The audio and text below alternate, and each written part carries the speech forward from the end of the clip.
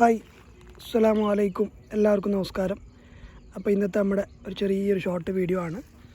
ഒന്നുമില്ല, ഒരു പുതിയൊരു വെറൈറ്റി ബൊഗെയിൻവില്ലിനെ പരിചയപ്പെടുത്തലാണ്. പുതിയതല്ല, ഇറങ്ങിയിട്ട് കുറച്ച് കാലങ്ങളായി, എന്നാലും ഒരു റയർ വെറൈറ്റിയാണ്. ഇതിൻ്റെ പേര് നമ്മുടെ ഫ്ലെയിം വൈറ്റ് ആണ്. എല്ലാവർക്കും അറിയാം, ഫ്ലെയിം റെഡൊക്കെ ഓൾറെഡി ഫേമസ് ആയ ഒരു വെറൈറ്റിയാണ്. അതിൻ്റെ തന്നെ വൈറ്റ് ആണ് കേട്ടോ.